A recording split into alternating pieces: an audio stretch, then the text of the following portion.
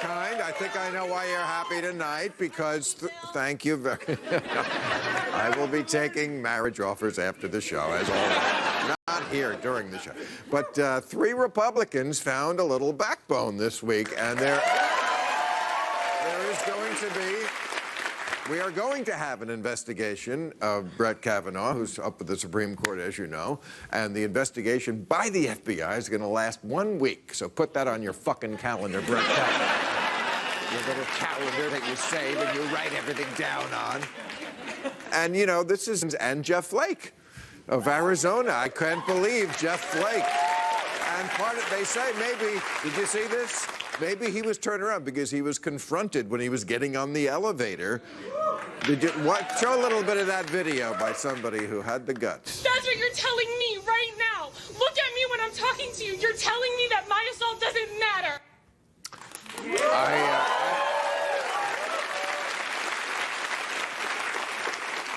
I haven't seen a guy take it in the elevator like that since Beyonce's sister kicked Jay-Z in the nuts.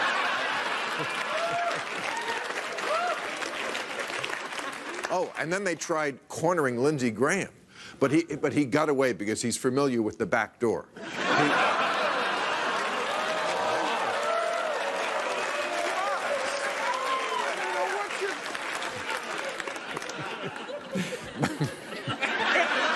But come on, Republicans have a lot of trouble with women. That's a sausage party in the Republican Party, they know. So you know what they did? They hired a female prosecutor to ask the questions to Professor Ford. It's like when a mobster thinks there's a bomb under his car, he makes his wife start it. You go out there and do it. Someone's being real, it shows. It reads, even conservatives had to admit it was compelling and credible. It was so compelling and so credible, during it, Brett Kavanaugh tried to turn up the music. That... crazy.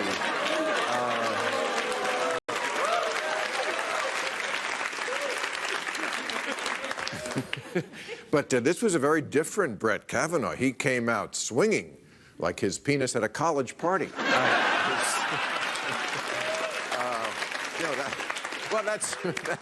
Well, there's a this stuff happened so fast in this last week. We remember at the beginning of the week, you had a second accuser, also rather credible, who said this was at Yale. He was at a party there and said she was drunk, and he dropped his pants in front of her and exposed himself. I mean, imagine opening your eyes and seeing that dick.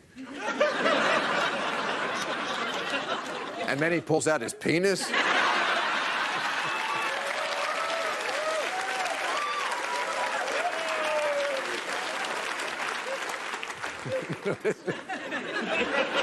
This was a totally different Brett Kavanaugh than the one who we saw testifying like a week before. Totally different. Angry, volatile, bitter, belligerent.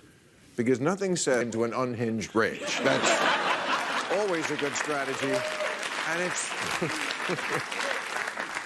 it's good to know that the Supreme Court will now be 8 bookish law nerds and the Hulk. But no, really, if that was a divorce hearing, she would have gotten the kids. That's how I looked at it. And you know, why did Kavanaugh suddenly act that way? Because Trump told him to. Because Trump didn't like that he was being meek and, you know, good Brett. He likes bad Brett. He wants someone in his image, so he gave him whiny little bitch lessons. And that's what we saw. And you know what? We have the evidence, his yearbook and everything. This choir boy act, Kavanaugh, was like, you know, I spent my high school years concentrating on my friendships in church. A lot about church. You know what defense doesn't work so great anymore? I can't be a sex criminal. I'm a Catholic. You know. It's like saying I couldn't have met Russians. I was at Trump Tower. Friendships with women. He's helped many women and supported them and helped them with their careers. You know, and he also says he's a big supporter of Me Too. In fact, when someone is ordering drinks, he always says, "Give me 2." Because, I mean, I don't know if we could say he's definitely a rapist. I think that's too far, but he is a fucking liar and a drunk. Definitely a drunk.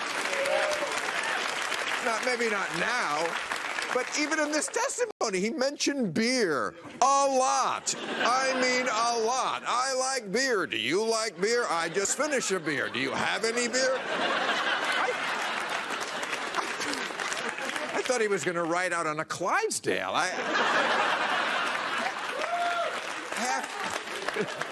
Half of his yearbook entries are about drinking and getting shit-faced. He's in Keg Club and Ralph Club, and if he gets on the court, skip the robe, give him a toga. This guy is a partier. But he might not. He might not get on. That's at least the glimmer of hope we have for 1 week. He might not. For 1 week. For 1 week, the country that puts a predator on the Supreme Court. In the White House, sure, but not the Supreme Court. All right, we got a great show. Max Brooks, Evelyn Farkas, and April Wyatt are here, and a little later we'll be speaking with our good friend Neil deGrasse Tyson is back. All right.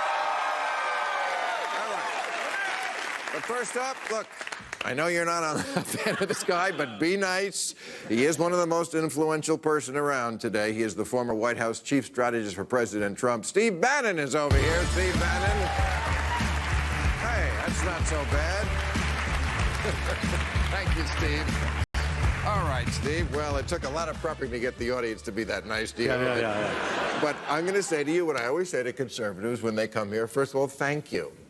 I appreciate it, and it says volumes why the Republicans are in power and we have none. Hillary Clinton never came here. Maybe she'd be president if she were a little more confident. Big time. Yeah. So, and I know that, you had a little event there at the New Yorker. They had a festival. In fact, I want to read Malcolm Gladwell's quote because they were going to interview you, Yep. And then you were disinvited. I've been disinvited many times, by the way. It's a good club. And Malcolm Gladwell said, call me old-fashioned, but I would have thought that the point of a festival of ideas was to expose. If you only invite your friends over, it's called a dinner party. Yeah. What are your thoughts on that? Well, they chased me for, David Remnick chased me for a year to be on his podcast. And he came to me and said, hey, we'd be honored if you were in this festival of ideas. I said, fine, I don't want compensation, but I like going into hostile audiences with tough interviewers. I mean, I do very little conservative media now. I do CNN, BBC, Right. the economists. I go to the toughest places, toughest interviewers and say, hey, no holds barred, Right. hostile audiences, let's get it on. And again, that's why the Republicans are in power. So let me ask you about... I think it does it sharpens the blade. It does. Let me pick your brain about the Democrats, because you're a strategist and you got your boy elected, but no one said that could happen. Donald Trump got himself elected. Steve, I just showed up and kind of realigned. I don't want to get on this, but first you were crazy about Sarah Palin, and then you were crazy about Donald Trump. I think you look for morons who are empty vessels that you could put more ideas in. Steve, every single person in the administration has called him an idiot. That's what you look for. I get it. No. By the way, so we'll get into it. As you get into his economic war with China, as you see what he's doing to realign the world's economy, does he speak in the vernacular of the elites of this world? No, he speaks in a very plain-spoken vernacular, but he's incredibly smart. He is. I'm not. It's not his syntax that I'm worried about. It's. Did you see his press conference this week? He says crazy shit that no one thinks is true. You don't think it's true. But here's the power of the press conference. No other gutless Republican would go into that lion's den for an hour and 20 minutes and take all the incoming. He stood up for Kavanaugh more than any of these guys did, and I think it's one of the things that empowered Kavanaugh to go into on Thursday and to take on the Democrats. If Trump had not done that, and by the way, he did have some answers that were not the standard answers. But look, he's got his. It's not about standard. No. It's about reality. He has his own house style. He's divorced from reality. Absolutely not true.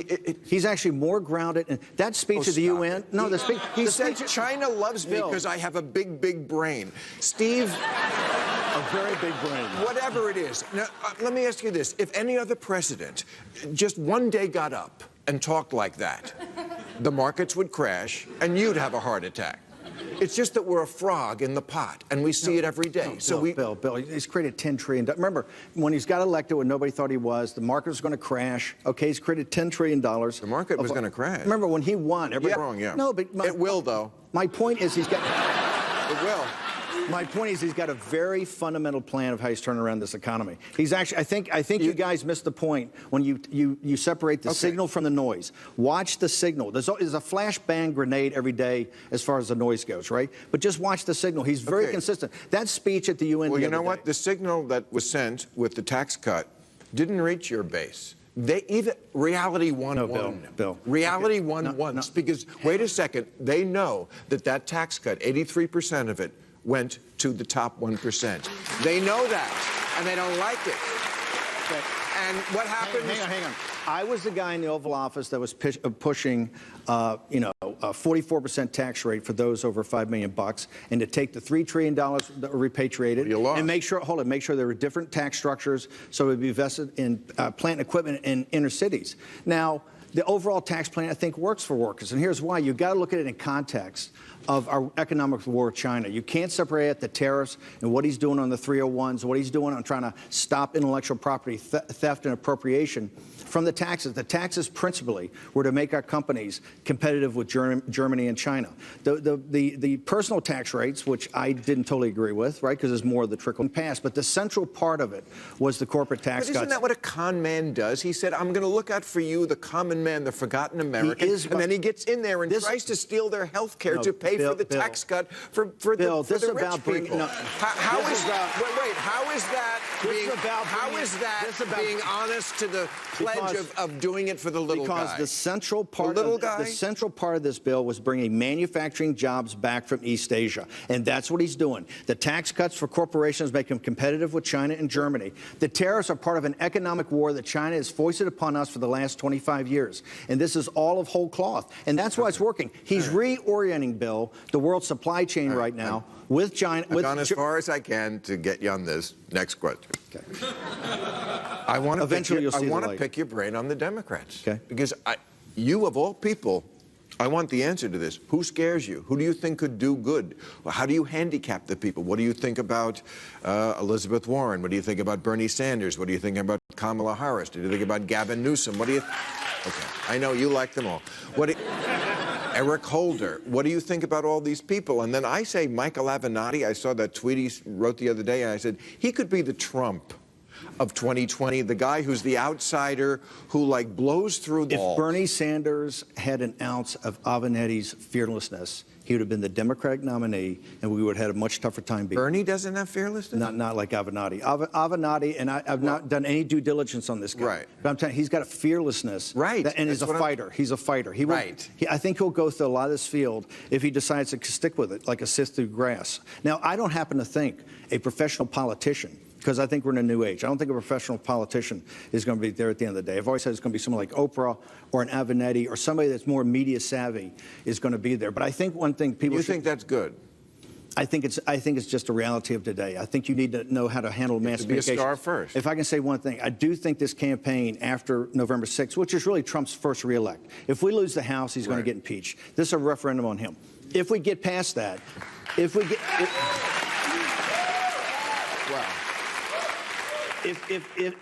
get past that, I think in 2020, you're going to have Trump on the right, a politician, maybe a Kamala Harris or somebody on the left, and I think you'll have a Bloomberg or a Romney or somebody in the center. I think it'll be a three-way race. I hope so, because if it's a three-way, they will take away enough votes to make sure Donald Trump never wins again. But now that we're talking about... By the way, his first term is going to be so successful. Look, it's 4% growth.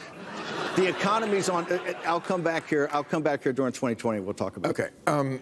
But speaking of elections, I would love to know what advice you would give to Donald Trump if he didn't leave even after he lost. Because I saw Hillary Clinton. You're obsessed with this. I am obsessed with this. You're obsessed with it. Why do you think he's not going to leave? Wait a second. Just because I know he's having the time of his life. Because he's an insane narcissist who talks all the time about how we should have a president for life. Let me read what Hillary said, because you're right. People have been saying I'm an alarmist and I'm crazy because I keep saying he's not going to leave even if he loses. Now, crooked Hillary is saying it.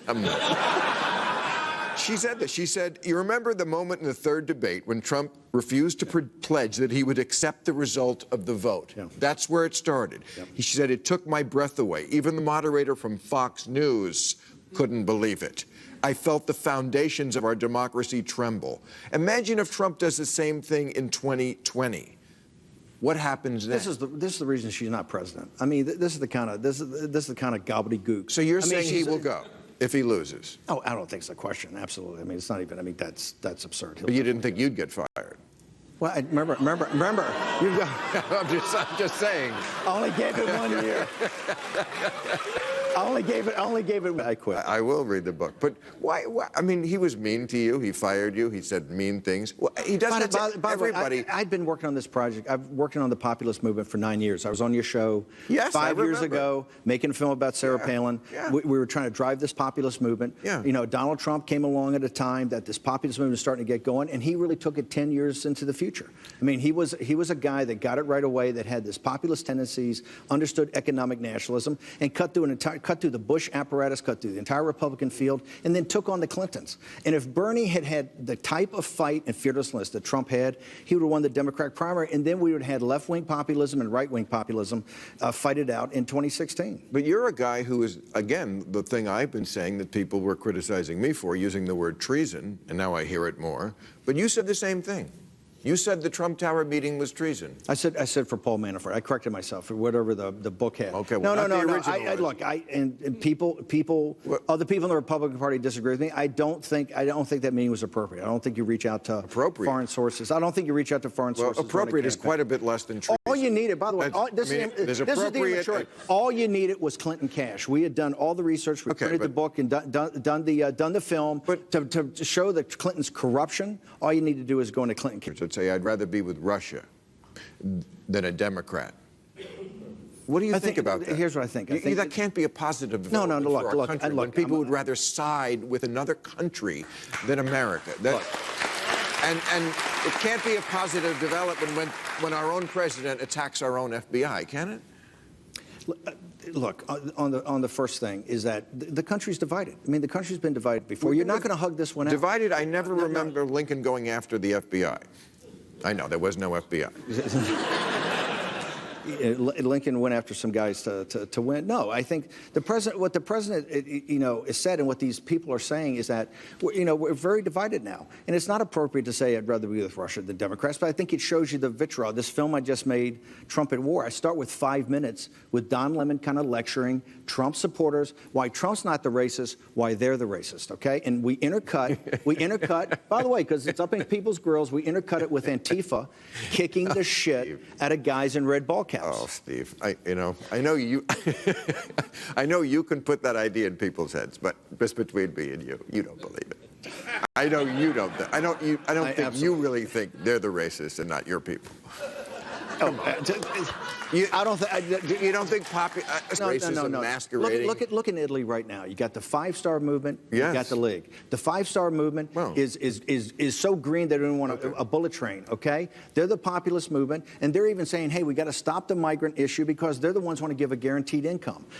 Populism is not based on racism, right? Back. It's based on the little guy, guy having a voice. So you were always saying should have a voice. Yes. You're actually a populist. Okay, come back and let's talk just about that issue, because I want to get into that with you. And I know for both sort of students of history, and you're a good to come here, but history not going to be kind, Steve. Thank you. We'll see, though, huh? All right. I'll see you later. Steve Bannon. All right. Let's meet our panel.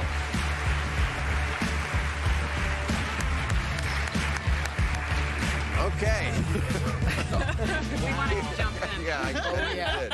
He's a non-resident fellow at the Modern War Institute at West Point and co-editor of Strategy Strikes Back. Max Brooks is back with us. Max Brooks. Hey.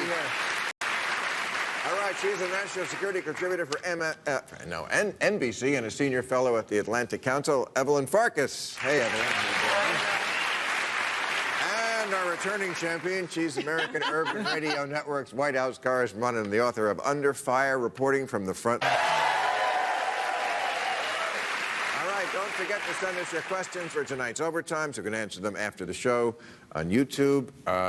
I'm not going to pretend I have a lot of issues tonight. It's going to pretty much just be about what we saw this week. Kavanaugh. So Kavanaugh, and you know, news today. I mean, I get up late, and it was just breaking that Jeff Flake. Wow, I mean, the Sunbelt Hamlet there has threw his lot in with maybe no. And are we just being hopeful for no reason like we often have, or could this really stop Brett Kavanaugh? From all the reporting and the sourcing that I'm getting, this is a moment in history where Brett Kavanaugh could actually may lose this nomination, may lose the confirmation. Because you think. No, it's not things. It's how things are lining up. No, but can the FBI in 1 week? No. No? No. You can, no. If the FBI, this is a limited scope investigation, but when they uncover something, it may take a little while longer. They want to have. But he's a dirty dog. I mean, he is a classic Jekyll Hyde. He really is. Drunken, bad Brett. Once they lift up that rock, I know it's an old rock, but that's why he's so. And he doesn't shitting pass his out. He pants doesn't pass out. He falls. That's what he said yesterday with the beer. When he likes beer a lot. But let me finish this. Let me finish this point. Okay. The White House today is having a hard time with this because they're trying to find out, one, when did he know this happened? When did he know of this? And what did he know?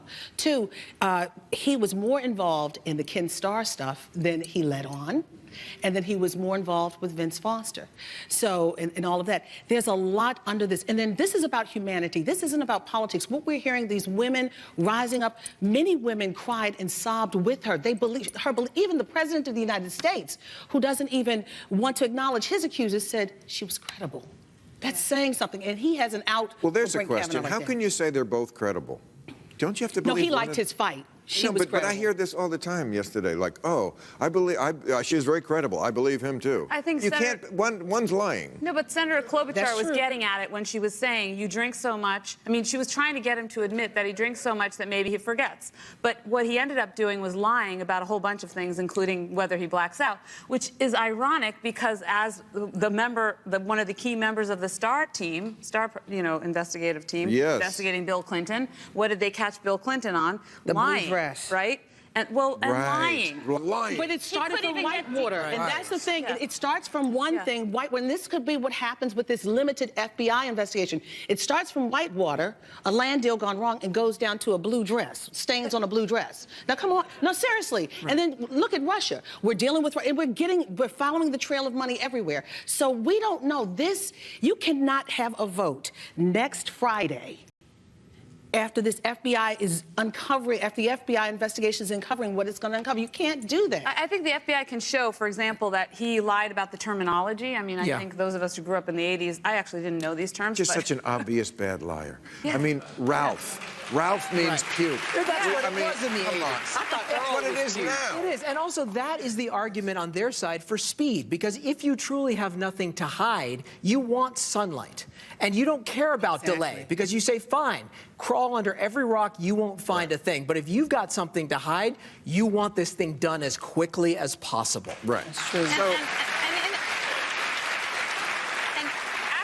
In a week, the FBI can find out a lot, I think, because they have enough little pieces to put together. But it won't be finished in a week. Right. They're going to go under this rock. They actually, some senators want to bring more people in, not just Jordan, Mark. They want to bring in TJ and all these other people. They've even found PJ, TJ, all the names. Doctor this, judge that, whatever. So look, here's the bottom line. They found the school. There's so many different pieces to the puzzle in this limited scope that they have to go beyond this performance he put on yesterday. I always say, acting is not that hard. I've always said that about Hollywood. You could say that, and then reality television came along and showed it's true. It's not that anyone can do it. He was rehearsed. And he was like the president. He went off script when he was asked about the FBI. He had all this righteous rage and indignation, and then he was asked by Durbin, okay, well, if you really want to clear your name, right over there, ask for the FBI. And he went from this to... Yeah. Oh, that was... But you know what? He was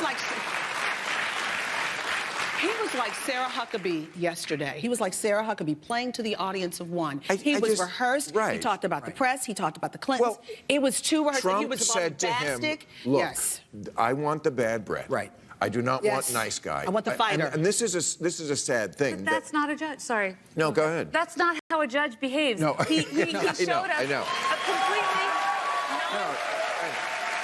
But Especially someone who's I'm going just to sit on saying, the Supreme Court. I believe that was acting, Yeah. and I also don't even believe that his 10-year-old daughter said, "Let's pray for that woman." That's what actors do. They make shit up. He cried so hard when he was talking about they cried for me, prayed for her. You want me to He's cry felt now and bad show you for fake cry? himself, but- Right. Okay, but you're an actor and comedian.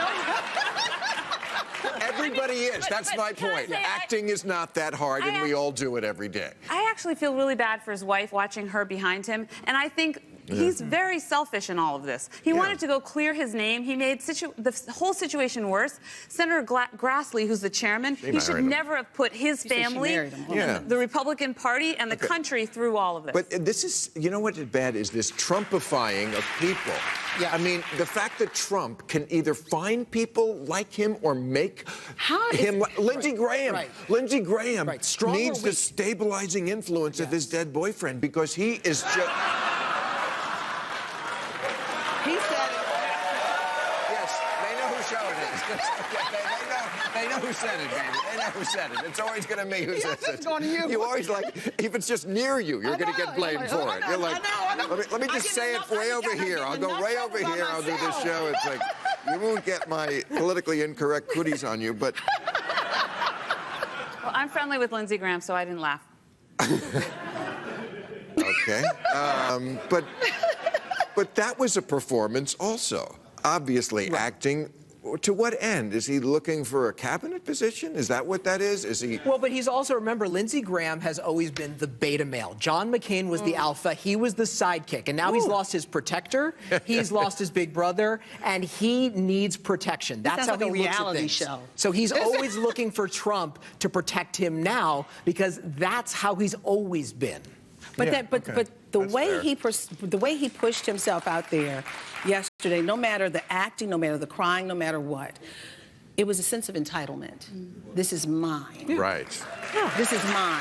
Oh, well, I mean, the whole thing is such a pageant. When people ask, "What does white privilege mean?" You know, this is a pageant of it. I mean, and if we, I mean, let's be honest. The one thing I think they go too far is when people say Brett Kavanaugh, rapist. We don't know what was in a 17-year-old's mind. I think he definitely attacked her in that room. Yeah. But these boys, they were drunk. It could have been, let's just scare her, let's roll on top of her. We don't know. To go that far is too far, to me. Right. I don't know. But he's a bad dude. But also this insane notion of the last ditch to wall, like my honor has been besmirched. Right. My good name. Right. What? He did say that. He's about to sit in judgment Well, over us for the rest of his life. That's the only reason he's there. And can I make another point, though? This is about his lying. This is about his behavior in the past. But there's also the bigger issues, some other big issues, which are being kind of overlooked right now from the first hearing. Because this is a man who really believes in executive overreach. And I know this firsthand. I worked in the Senate for Senator Carl Levin, who was the chairman or ranking member off and on in the 2000s of the Senate Armed Services Committee. Right. And in 2006, just as one example, we passed the Defense Authorization Bill. So it's the bill that gives all the money to Department of Defense and tells them what they can do and what they can't do. In that bill, they said no torture. You can't torture. So what did President Bush do? He signed it and said, except that if there's a terrorist, maybe I can. Signing statement. That's illegal. I mean, that's not constitutional. And the guy behind those statements, there were many of them, was Brett Kavanaugh. Well, we were looking through Brett Kavanaugh's yearbook because I think the evidence is in the yearbook. I'll show the picture that I think we've all seen. This is the yearbook that he wrote himself. One sign it's a bad thing going on is when your yearbook is redacted. It's all about getting shit-faced. These are his words. 100 kegs or bust. Beach Week Ralph Club. Have you boofed yet? Or being creepy to women. Renata alumnus, another thing he lied about. Total spins, more getting shit-faced. Who won that game anyway? We were too shit-faced to know who won the game. So we turned the page. You know, sometimes the press is lazy. They don't see what's on the next. There's some other, like, look at the clubs he was in. Future Mean Drunks of America. That's Perjury Club. That's a Young Pricks. Bruise for Jesus. That's a Jesus in it. Come Oh, on. then you don't want to stay for the end of the show. Really. Oh, boy. Bill Cosby fan club. He was, I mean, right there was his favorite quote. What happens in the nativity scene stays in the nativity scene. Look at this picture in the yearbook. There's a switch, a wiener in Kavanaugh's face. I mean, it's... And he won the award for the winning... for the winning entry in the haiku competition. Glug, glug, chug-a-lug, puke my guts right on my nuts. Oh, shit, time for church. Okay. His new best-selling book is Accessory to War, an unspoken alliance between astrophysics and the military. Neil deGrasse Tyson is over here.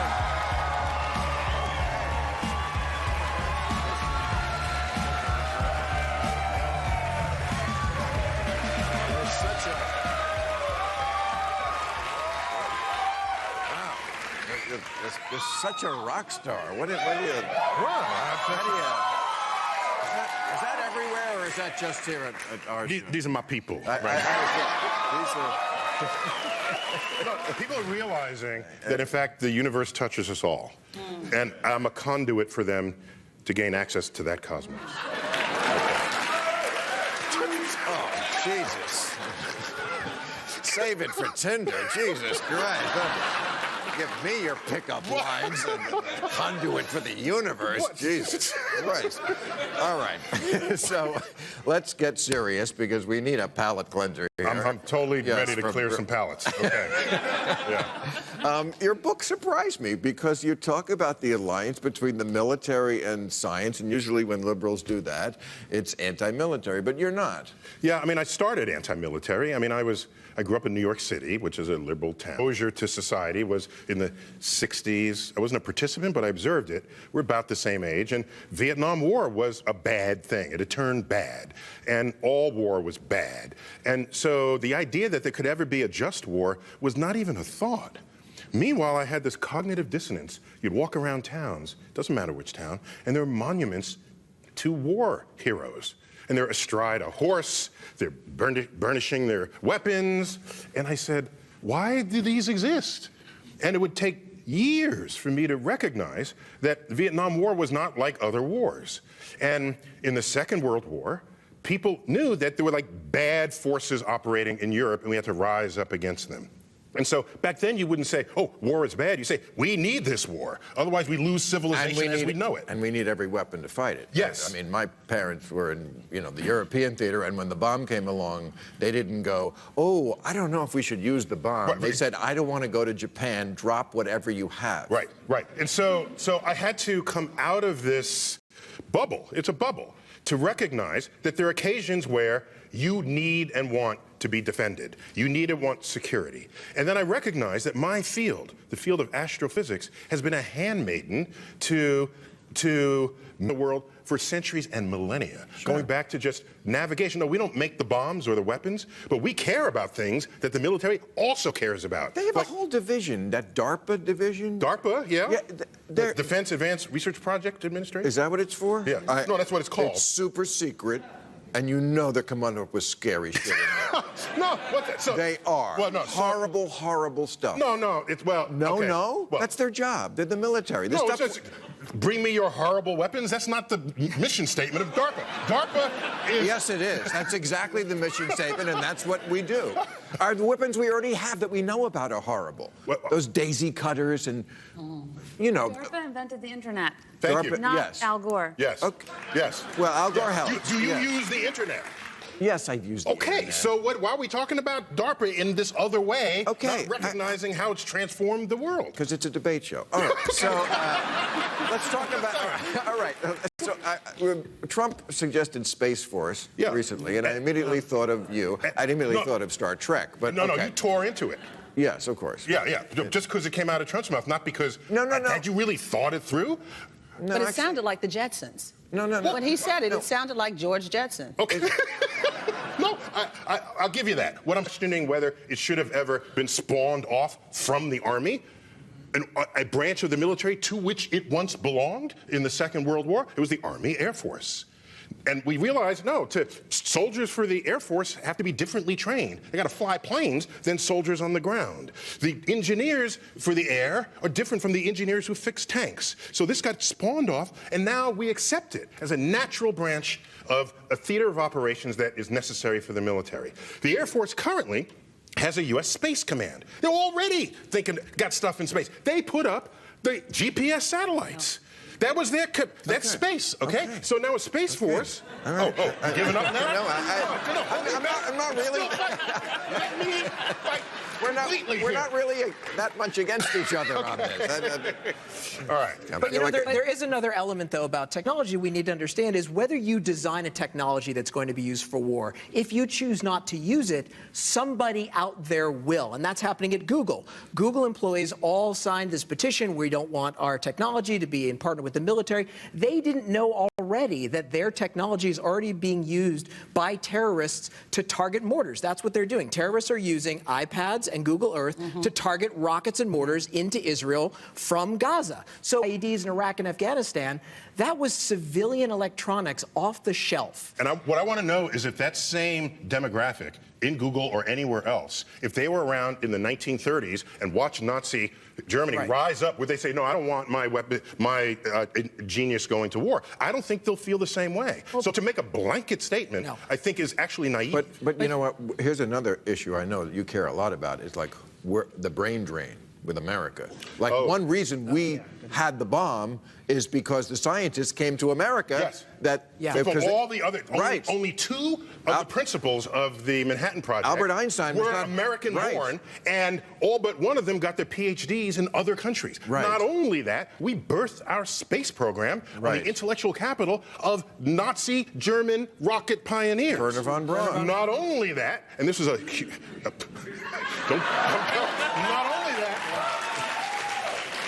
1/3 of all Nobel Prizes in the scientists won by Americans were won by Americans who were born in another country, immigrants to the USA. 1/3. And so a lot of them were born in Hungary, which is where my parents are from. Yeah, from my Jewish side of my family from, Excellent. Well, I have is, you know, in 2018, I'm looking at the fact that we could be dealing with China, Iran, and also possibly North Korea. And we are still dealing with all of this satellite and all of this great technology. We're still dealing with issues of faulty intelligence. Well, that's always been a problem and a concern. And especially during the Iran war. And I don't know what's worse, faulty intelligence or the absence of intelligence. Yeah, that's not his department. Yeah, but I'm saying, you're talking about how, you know, the Georgia jets and stuff and all, you know, and the satellites. And but I can tell you. But wait. Excuse me, my show. Okay. Can I fucking get a question in? Do what you got to do. Tell me when you're done so we can get back with this argument here. Okay. Go. It's not an argument.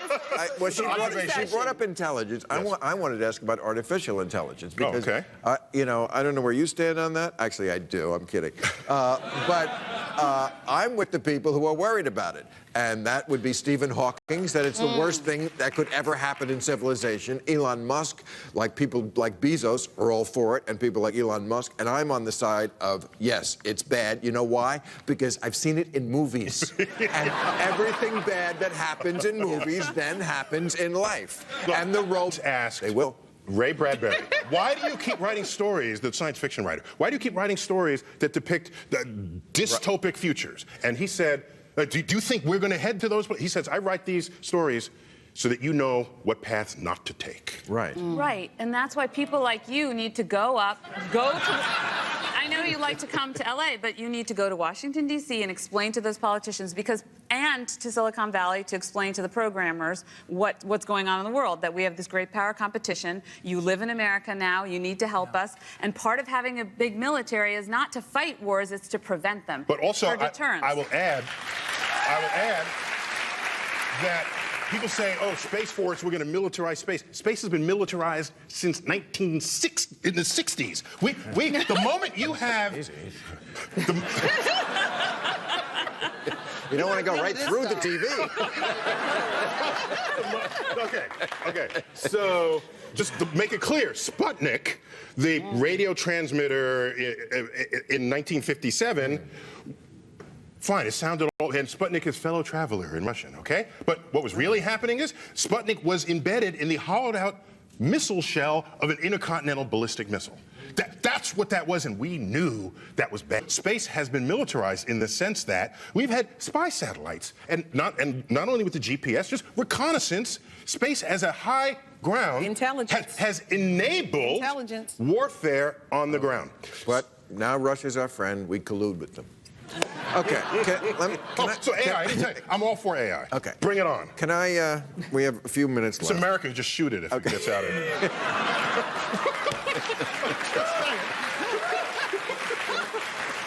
If AI gets up, achieving consciousness, and comes towards you, they say, "Why don't you be my pet?" But they're going to shoot, too. They don't have opposable thumbs. Okay. Can I ask a few more questions about Brett Kavanaugh and that week? Yes.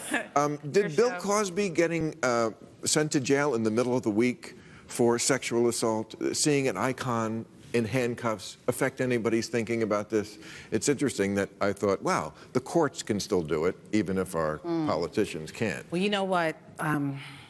Justice was done for Bill Cosby, even though, you know, and for me, I grew up watching Bill Cosby as a kid, you know, Fat Albert. I grew up not We watching all it. did. You know, remember that? His comedy albums. Yes, His comedy albums his I was raised by those yes, albums. Never thought he was funny, I but listen to okay. Red Fox. Yeah, I mean, Never liked Bill Cosby. Okay. No. So you didn't like his comedy. No, But and I okay, knew but he was sent to jail.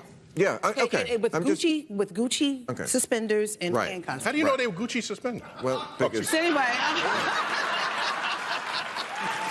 But what I'm going to say is the justices, you know, when people of privilege get in trouble and they feel like they can do it once Right. and they get away with it and they can keep doing it, he got caught. Now, what's happening in Washington, we're seeing the good old boy network.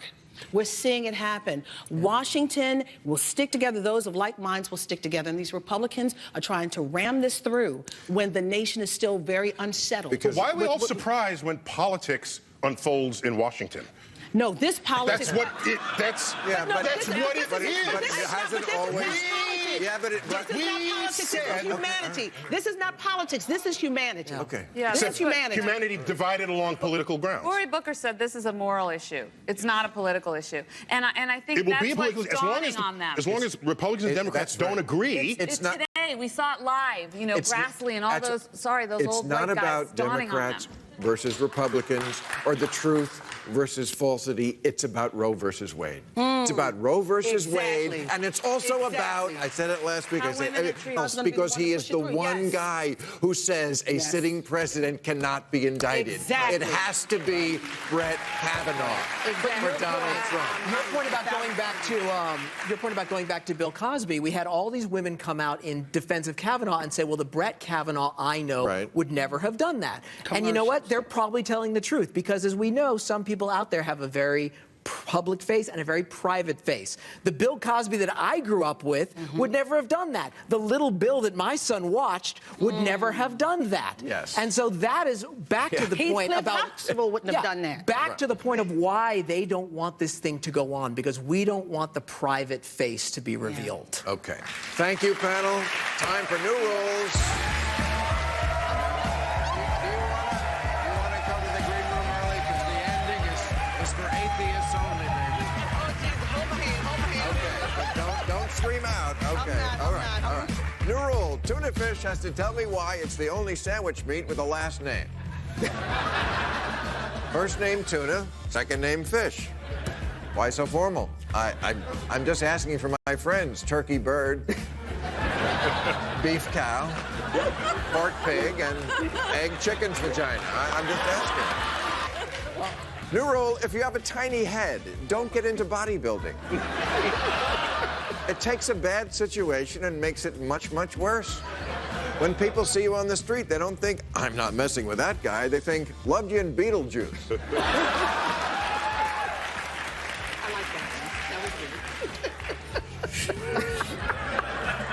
New rule: when bongs are outlawed, only outlaws will have bongs. That's my takeaway after seeing this video of a pot dispensary worker in Canada using a bomb to fight off robbers like a badass action star. And the best part was when he said, "I'm here to eat Cheetos and kick ass, and I'm all out of Cheetos."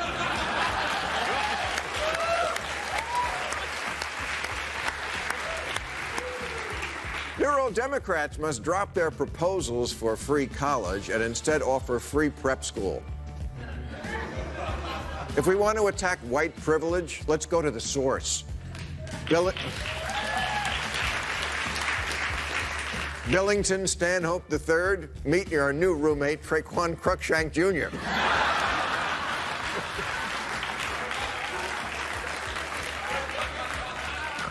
New rule, this driver in China has to stop honking his whole bunch of sheep. You should see what's happening here.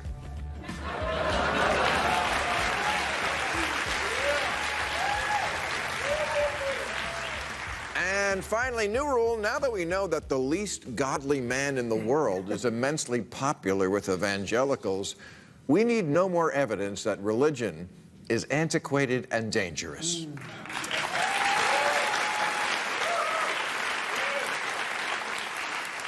This October 3rd, I can't believe it, is the 10th anniversary of when my movie Religulous opened in theaters in 2008. That is, the theaters that would show it. Many would not. We've come a long way. Back then, only 16% of Americans identified as non-religious. Now it's 26%. You're welcome. Yes, the fastest growing religion in America is no religion at all. Atheism is booming. Praise Jesus. Now, I learned making Religulous that every time you blame religion for so much of the world's misery, religious people say, "But Bill, the godless cultures like Hitler's Germany and Stalin's Russia." But here's the thing about Nazism, Maoism, and Stalinism.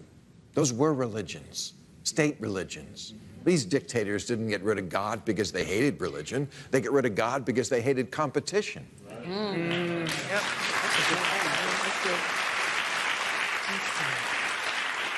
Same with North Korea today. They claim to be godless communists, but their calendar begins on the day the country's founder, Kim Il-sung, came to Earth from heaven. And his son, the next ruler, Kim Jong-il, is believed by North Koreans to have started walking at 3 weeks old and talking at 8 weeks. His first time golfing, he shot a 38 under par. With 11 holes in one. He wrote 1,500 books in 3 years, narrowly beating out Stephen King. When he was born, winter turned to spring. He can make it rain based on his mood. He invented the hamburger. I'm not making that up. They're making that up. He invented the hamburger. Talk about a Whopper. Oh, and my favorite, Kim Jong-il never used a toilet because his body was so well calibrated, he did not...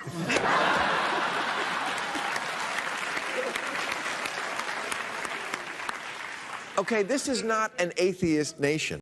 I've heard of people claim their shit don't stink, but only a God will say they don't shit at all.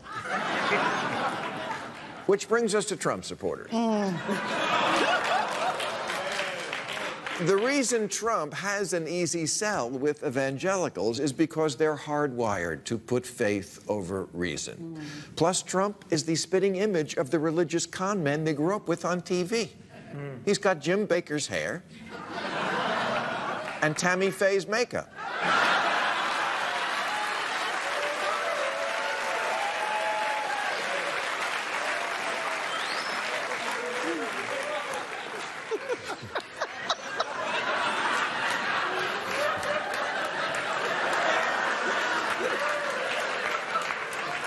He's immune to sex scandals. He had a sham university. He doesn't pay taxes. He personifies that prosperity gospel bullshit they all spin. Yes, the more money I have, the happier you are. That's Trump. The private planes, the traveling salvation show, the home that looks like the Sistine Chapel.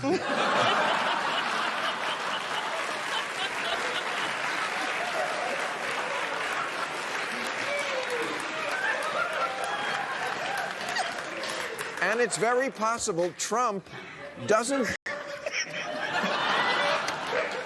It's possible Trump doesn't just remind his flock of their favorite preacher.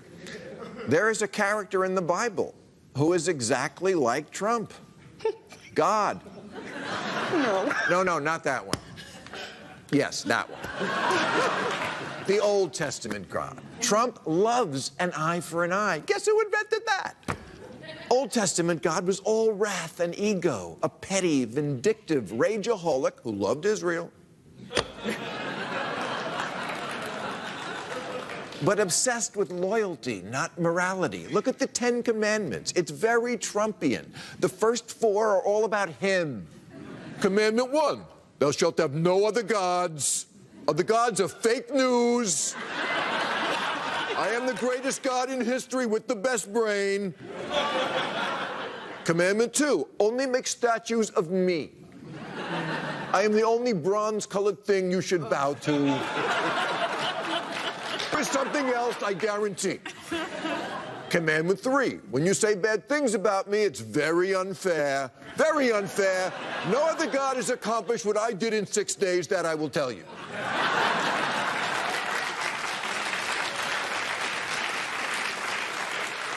Commandment 4, you must spend 1 day a week not doing anything but talking about how great I am. Let me help you out. God deserves an A+. So here we have the 10 Commandments, the 10 worst things you could possibly do, and left off the list are torture, rape, child abuse, incest, and slavery. But 4 spots on the list go to variations of stroke my ego and kiss my ass. There's only 2 people I can think of who would do that, God and Donald Trump. All right, that's our show, and I will be doing Sam Harris's podcast to promote the 10th anniversary of her Lewis October 3rd. I'll be at the Cross Hines Theater in Syracuse October 7th. I want to thank my guests Max Brooks, Evelyn Farkas, April Ryan, Neil deGrasse Tyson, and Steve Bannon. Join the staff for overtime on YouTube.